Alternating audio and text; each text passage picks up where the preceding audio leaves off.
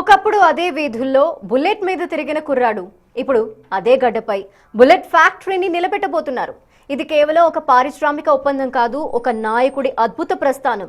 తిరుపతిలో 2.5 కోట్ల రూపాయల పెట్టుబడితో రాయల్ ఎన్ఫీల్డ్ కంపెనీ ఏర్పాటు కాబోతోంది. సుమారు 3,000 మంది యువతకు ఉపాధినిచ్చే ఈ ప్రాజెక్ట్ వెనుక ఓ ఆసక్తికరమైన చరిత్ర ఉంది.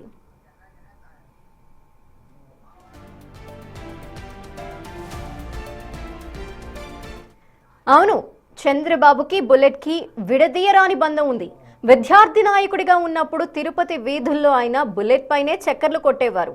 నాడు ఇందిరాగాంధీ తిరుపతి పర్యటనకు వచ్చినప్పుడు 100 బుల్లెట్లతో చంద్రబాబు నిర్వహించిన భారీ ర్యాలీ ఆమెని అబ్బురపరిచింది.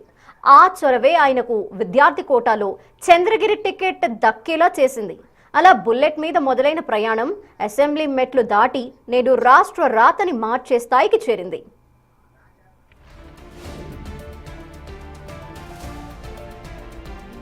ఇక తాను చదువుకున్న నేలకు కృతజ్ఞతగా అదే రాయల్ ఎన్ఫీల్డ్ కంపెనీని తిరుపతికి తీసుకువచ్చారు చంద్రబాబు. కేవలం సంతకాలుంటే సరిపోదు, పనులు గ్రౌండింగ్లో రావాలని అధికారులకు గట్టి వార్నింగ్ ఇచ్చారు. ఏపీ బ్రాండ్ అంటే వేగమని నిరూపిస్తూ రాయల్ ఎన్ఫీల్డ్ ఇంజిన్తో పాటు ఏపీ ప్రగతి ఇంజిన్ కూడా పరుగులు పెట్టబోతోంది.